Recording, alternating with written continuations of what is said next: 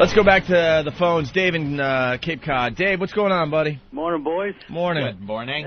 Do you guys see that radio stations around are rehashing your old bits again?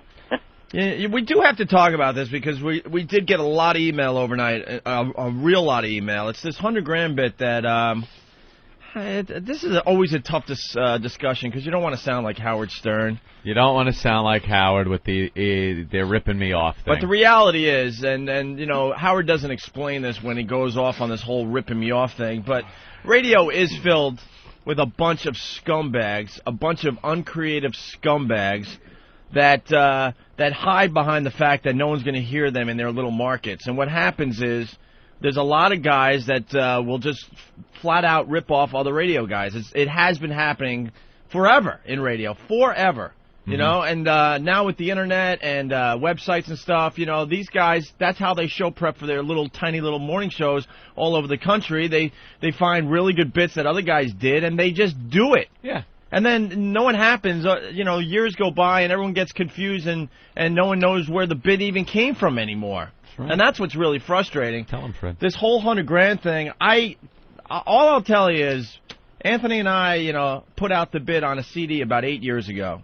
We did the bit probably 9 or 10 years ago. Yeah. This $100,000 bit, and I swear to you, I never heard anyone do it before. No. There's not a tape that exists of anyone doing it before we did. And recently, a lot of DJs are doing this bit for some reason. Yeah. And I don't know if it's because our CD is, you know, making its way all over the internet. I have no idea. I'm not going to claim that this guy, you know, grabbed it from us, but this is happening now. A lot of people are getting in trouble for doing this $100,000 bit that we did 8 to 10 years ago. And the latest is, well, Eric had the story up, but I don't know where he is now, so. Pop a couple of those browsers. You'll probably find it. Eric, give me that story. Here he comes. E-Rock. Where's the story? But there are so many uncreative fucks in radio that do this on a daily basis. A daily basis. And that's where Howard is completely correct. Ew. Completely.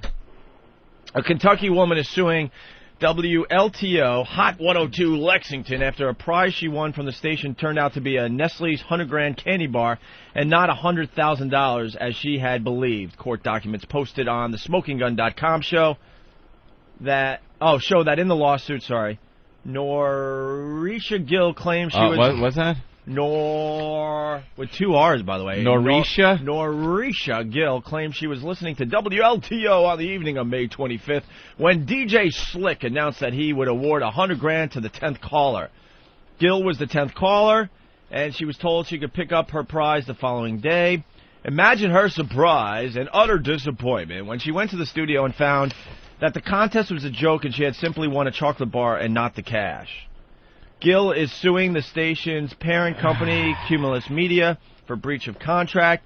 The suit states that representations were made with intent to cheat, defraud, and play a malicious joke upon the plaintiff before the entire listening audience, due to her reasonable reliance upon the on-air representations of DJ Slick. Basically lawyer talk right there, Jesus. Her lawsuit seeks the $100,000 prize plus interest and punitive damages. Scumbag punitive damages. Ugh. What punitive damages are there? Fucking lawyers. Punitive damages you're giving me. What punitive damages? Norisha Gill said before the family went to bed, Gill promised her children, age 1, 5, and 11, that they'd have a minivan and a shopping spree, a savings account, and a home with a backyard. For $100,000? Kentucky. They would have had $85,000 left over. 28. She's got an 11-year-old. Yeah, slut. Wonder if she also promised her children that she'd stop fucking eventually. Wow, they offered her $5,000, huh? Offered her $5,000. She said, I wanted $95,000 more. Nobody would watch and listen for 2 hours for a candy bar. How about one of these radio stations just tell somebody, shut up, it was a joke. You're I know. A faggot. Shut well, your mouth. that's what it is these days. When you have a joke played on you, it's a money-making opportunity, and now you can turn around and sue, and there's lawyers that'll take the case. What hurts me is that they were going to get me in front of my children, all dressed up, and hand me a candy bar. After all those promises I made to them. You just don't do that to people. DJ Slick. DJ Slick, I guarantee, didn't even do the bit right, and that's why he's in trouble and the radio station's in trouble. Right, because he said something that would indicate it was money. Exactly. Right. When Ant and I did it back in the day, you make perfectly clear, you say 100 grand, 100 grand, 100 grand. He probably said this 100 grand, you can buy whatever you want. Oh, yeah, all that stuff. We never said that. We just said we're giving away 100 grand. That's all we ever said. I was going to go get my herded. That's what she's saying? Of course. We're going to get all dutied up. She promised him a minivan. Yeah. And a boat ramp. Some car seats. All right, Dave. Thank you. Hey, that DJ got fired, too. Of course. Yeah. Cumulus. What do you expect? Now they're facing stuff from the FCC, it was saying. The DJ got fired because he just did the bit wrong, the dope. All right, thanks, Dave. All right, hey, have a good day. All right. Peace.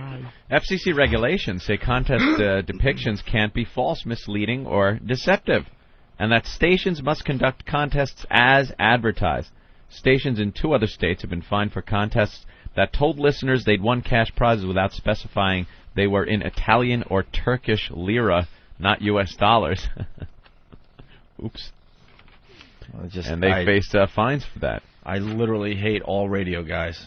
That's why you don't see us at the conventions or any of that shit. They're always looking for us to go on these things and talk in front of everybody. They're just a bunch of uncreative asses. They really are. And the guy got fired because he didn't know how to do the bit right. The 100 grand bit. And this woman turned around and bit him in the ass. That'll happen. Some of them will go, you bastard. Or, what? I was going to get a new truck. All right, well, here's the original that we did back in the day. From our Demented World CD, Anthony. Yes. Check this out. The day we gave away 100 grand. Hi, who's this? Hey, it's Craig from Waltham. Hey, Craig, guess what? Oh, did I win? You are the 107th caller. No way! Damn it, I won! I won!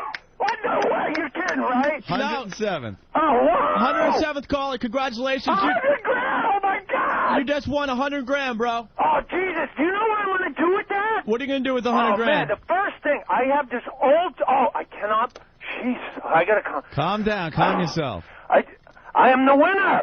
I'm the winner! Well, what are you going to do with 100 grand, bro? I got this, I got this box for a truck. I got to get a new one. A new, Wait, dude, how are you going to do that with a candy bar? What? How are you going to do that with a candy bar? We just gave you a 100 grand candy bar. What do you mean?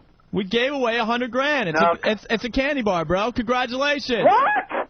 You just won a candy bar. Hey, what the you've been I've been listening to radio for like 3 hours, man. You said 100 grand. Yeah, 100 grand. We gave you a candy bar. A candy Congratulations, bar. buddy. Oh, you guys are a bunch of douchebags. Hey. Congratulations, man. I love that. Uh-oh. I love that guy. I love that guy. Not once in there do we say that it's about money. No. Not once. That's how you do the bit. And the whole show we were presenting it like it wasn't money. Right. You know, you got to watch what you say. You can't say $100,000, things like that. You got to say 100 grand. Let's say hi to Pete in Rhode Island. Pete, what's up? Hello? Pete? Done.